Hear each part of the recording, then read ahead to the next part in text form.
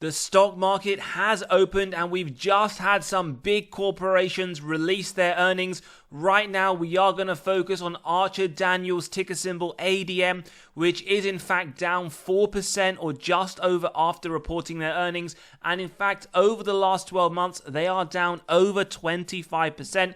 They do trade towards their 52-week low, and today's episode we're going to understand why does this stock continue to crash. Is it an undervalued strong buy? We're going to look at the company's revenue, their top line growth, as well as their bottom line net income growth. We want to analyze the health of the company, their total cash versus their total debt. And we also want to look to their dividend safety. How safe is it? As well as some underlying financial metrics like the free cash flow. We'll also look towards both insiders as well as institutions to see if they have been buying or selling shares in this company. And we will take a look at their latest earnings, in fact, just from today, to get a good sense of how the outlook is looking for the full year of 2024 as well. And as always, we're going to run it through the valuation model, getting to our intrinsic value, getting to our acceptable buy price, incorporating our own margin of safety, and as well as looking to see if Wall Street see a lot of upside over the next 12 months. So let's have a very high level review of their earnings just to start off with, and we can see they have reported first quarter EPS of 146.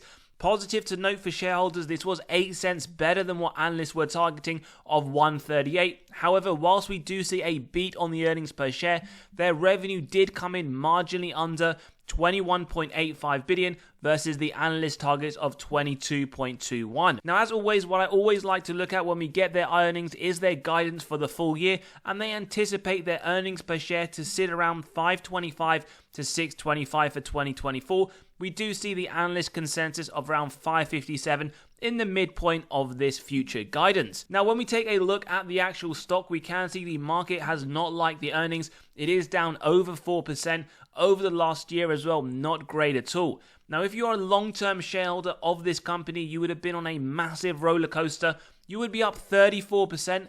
Bear in mind, this doesn't include dividends reinvested, and we can see all-time highs not too long ago, sitting at just under $100 at the back end of 2022. Now, in terms of analysts, we have 2 hold ratings. In fact, one from Wall Street with Seeking Alpha considering this a buy. And when you look towards the forward yield, it does sit around 3.3%, and a forward P that does look very low at 10.9 when you consider that the S&P 500 on average sits around 21.5. So what about the company? What is the situation on the growth?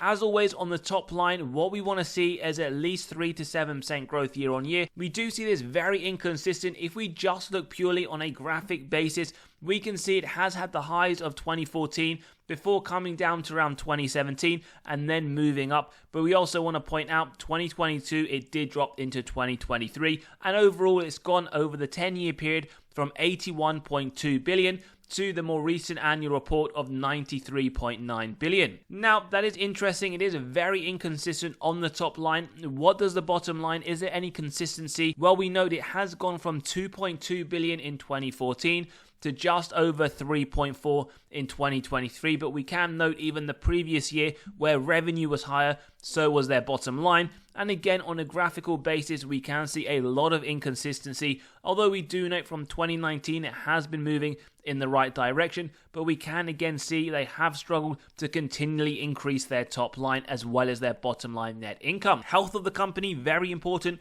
As a quick high level review, 1.6 billion in cash and short-term investments. Latest quarterly report just under 1.4 billion. So very minimal movement, and we can see when looking over the longer term, there is a lot of inconsistency, but that is natural with cash. We don't expect to see it increase or decrease over a long term. It is dependent on a lot of other factors within the company business as well. How about the bottom line? Numerically and directionally, their total debt has nearly doubled from 5.66 billion to 9.6 in their latest quarterly report. So with cash remaining fairly flat, we do know over the longer term their total debt has increased, something we will incorporate not just into our investment thesis, but when we analyze the dividend safety, as we do want to see a fairly low net debt to EBITDA. Now, speaking of the earnings, a few other things that we want to point out. Now, we can see an article from the Essential Financial Times. They do talk about how they did beat on the earnings per share. However, in fact, when you compare it to last year, it is down 30%. So something to consider with the results, not just from ADM, but also with other companies. Even if they do beat analyst targets, do factor in that it is good to look at a year-on-year comparison as well. Now, if you have been following this company over the more recent period, just last month, we did see them come down significantly due to the fact that they had admitted to overstating their profits, in fact, from the nutrition business by up over 10%, and that did really affect the share price, and it did drop significantly after the release. Now, what we can note is essentially they had not recorded sales of products by one of their largest divisions, which was the agriculture services and oilseeds, as well as their carbohydrate solutions, to the nutrition business at market prices. That is what they had essentially said at the point that this investigation was starting. Now the investigation has in fact been concluded, and we can see that their recorded profit for 2022 was cut down from 736 million to 668 million. Now, it wasn't that they had overstated or understated, but what we can see is they did reattribute the 68 million from their profits just from one division to another. So overall, after the essential investigation was concluded, we can see that their reported profits and cash flows were not affected. It just was where essentially the profits had arisen from, which divisions and which income streams. So it looks to be like there was not a massive issue from this, but again, something that we do need to take with a pinch of salt and just understand whether or not we want to include this into our own investment analysis and thesis. Now, moving forward with the expectation of their earnings per share, we just like to take a very quick look and see what the essential understanding is. Whilst they are expected to increase their earnings per share, although marginally quarter on quarter, we can note even looking on a year-on-year basis, it is still expected to be a decrease from the previous year. However, for their financial quarter 4 of 2024, it is expected to start to turn to an increase in comparison. So we can see very minimal movement. In fact, over the quarters, when you do take a look, it is starting to come down. As we can see, the orange line does show us the earnings per share change year on year. Again, factor that in. There is a reason why this company has been hammered down 25%. And again, it doesn't necessarily mean it isn't a company you should invest in, but always just consider that. And we can look towards our own margin of safety as well shortly on this episode. So a few metrics we want to analyze. The first one is the valuation grade, where they get a stamp of an A-. Few reasons why. So when we look on a forward basis on a P non-GAAP, 10.9, as we did mention earlier, the sector median is a lot higher at just under 18. And in fact, we can see the same thing across the board on the different valuation metrics. They are trading right now significantly lower than the sector median, which is much, much higher on every single metric noted. So again, consider that on a valuation basis, it is looking like it is a strong price to be bought undervalued. Now, in terms of Archer-Daniels-Midland, how does their growth rate look forward looking? Not something you really want to see. We get a D rating. Now, in terms of year-on-year growth, well, negative 8%. Sector median, whilst it is fairly low, it is still positive, and that is also the same on a forward-looking basis. Others in the sector are still essentially analysing and forecasting there will be positive returns to their top line. When we look at other metrics, very poor. And something else that we want to just point out here is that on a forward basis, over the next 3 to 5 years, they do believe their earnings per share will start to deteriorate, negative 2%, with the industry as expected positive, and we can see 8%. So whilst we know the valuation, it does look good. On a growth basis, it isn't looking like there is going to be a lot of growth in this business in the shorter term. Now, how does it compare when we do a total return? So we're looking at companies in this industry, the agricultural products and services. We have others. We have BG, INGR, DAR, and Fresh Del Monte. Now, over a 12-month period, no surprises, ADM, even after reinvesting those dividends, you would be down over 22%, making it one of the worst in the industry. When we do look at it on a 5-year total return basis, we can see a lot better, in fact positive, 55%, although it is in the middle of their competitors. When we extend it to the last 10 years, again, a very similar scenario, up 76%. Now, that isn't great. You do want to ideally be targeting 100% or more. But again, remember, just because this is how they've performed in the past, it doesn't mean that's how they are going to perform again in the future. And that is the reason why we do those analysis, to understand whether or not we can identify any strong undervaluation. We finally want to end in terms of looking at the profitability. Now, they get an A-.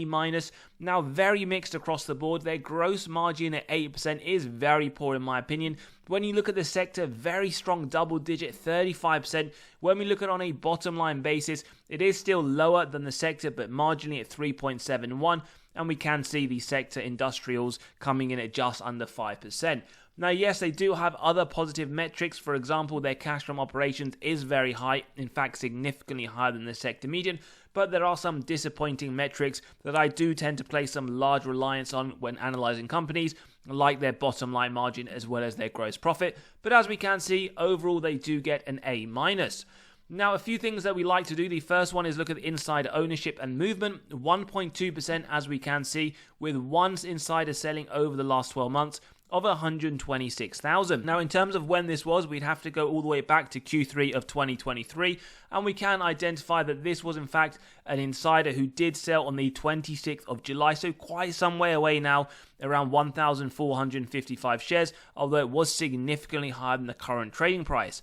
For me, it isn't something I'd include purely for the fact that it's insider selling. It's not necessarily a bearish signal, and the fact that it is so far behind that essentially it isn't relevant from what I can gather. Now, when we take a look at institutional ownership, just over 78%, we see just under 3 billion worth of sales over the 12 months by these institutions, would considerably be more. Now, when you do take a look in the more recent quarter, I would point out Q1, we do see a little bit more selling than buying, 71 versus 59.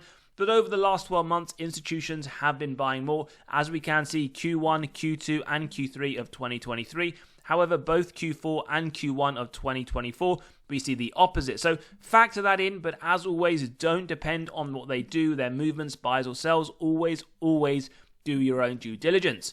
Now, before we jump into the dividend safety, just to let you know, we have released our latest free weekly article. If you want to gain access to this or any others, all completely free, click on the pinned comment below and you can gain access. This one here is a very popular one. A lot of people ask us, how do we use the websites? What are the resources? Well, if you click on this, you do have a list of all the websites we do use in each episode. Now, in terms of their earnings call, which literally took place just a few hours ago, the main thing we want to highlight from here is their guidance, given the fact that we've looked at their performance. And a few things to note, again, shouldn't be any surprises, but their adjusted earnings per share for the full year of 23 was just under $7. They are anticipating for the full year of 24 that it will be significantly lower, so do factor that in. But what I thought was pretty interesting was to note that they are expected to continue with share buybacks, 542 million shares outstanding in full year 2023. By the end of FY24, this is expected to come down to 495 million, another way of returning excess cash to shareholder pockets. So thought that was quite interesting just to share, and we can look at the shares outstanding as well shortly. First thing to note then, dividend safety score, it is sitting at 80. It does look to be safe. Market cap just over 30 billion. It is a large cap company, and we can see their dividend safety score was recently reaffirmed, in fact just last month, so we can see their safe rating does suggest that a dividend cut is unlikely if this was something that you were worried about. In terms of the key metrics, so how did they perform in the last recession? Well, they increased the dividend during the 07-09 crash. They had negative 21%. Now, that was below the average. Remember, during the recession, the S&P had an average negative 12, but they did significantly outperform negative 21 with the S&P negative 55. Now, this company has gone through a lot of issues just in the shorter term, but nonetheless, they did offer that double-digit dividend increase in January this year at 11%. Over the last 5 years, 6%. Over the last 20 years, double digits. So it is a very strong dividend growth company. And in fact, they are 2 years away from becoming a dividend king. And they have been paying a dividend for the last 93 years, without a reduction. So that is some positives when you do want to consider this company into the portfolio. Now, dividend yield theory, for those that are new, it does state a company is undervalued when the current yield sits above the 5-year average. We have our first sign of undervaluation, but we also have another sign of undervaluation as the forward PE is lower than the 5-year rolling of 13.7, and we can see it is much lower than the consumer staples sector PE, so a triple sign of undervaluation. Just bear in mind we don't look at any of these models in isolation, and we will conclude towards the end. As always, free cash flow payout earnings, it is susceptible to manipulation by management through accounting. We've gone through this in many episodes as to why. Below 70% if you want to be consumer specific or industry specific, in this case consumer staples. I like a blanket rule of 60%, just gives me faith overall that management can offer those double-digit dividend increases we love to see. Over the last few years, it has been below that 70%, even below 60%. 2024 expected to be 36%, so we can understand why it does have that safe rating and why there does seem to be no worries with the payout. Now, free cash flow per share, we do note it had negative free cash flow for many years over the last 10 years. What's important to note is over the last few years it has been positive, however it has sort of been decreasing, and we also want to draw to your attention that FY24 free cash flow per share is expected to be fairly stable from the previous year. Sales growth, one could argue cyclicality of the industry. We see 4 years, in fact 2014 to 2017 where it was negative growth, 2019 to 2020 where it was pretty much flat, and then the next 2 years double-digit growth, with the more recent period negative 8%. So it is very cyclical. We don't see much growth over the longer term, 81 billion to 94 billion. And remember, if you do factor in inflation around 4% year on year, then you could argue in real terms it is decreasing or at least remaining flat. What do we like that we just mentioned? It was returning that excess cash, doing those share buybacks. It is something that we can clearly see with this company, 656 million shares outstanding, 542, and as we mentioned in this slide, they are expecting 495 million shares by the end of full year 2024. So it is something that they are adding to the investor, not just the double-digit dividend growth, but also those share buybacks. ROIC, personally 10% or more for one of these golden metrics that I like to see. Just give me faith that management are able to effectively allocate their capital. They do struggle on this, however the last 2 years have been very healthy. That is attractive to investors. Just something you do want to note for companies you invest in. Ideally a 10% minimum would be preferable. Operating margin, now we did look at their margins. It was very poor, both operating as well as net income, so something just to factor in.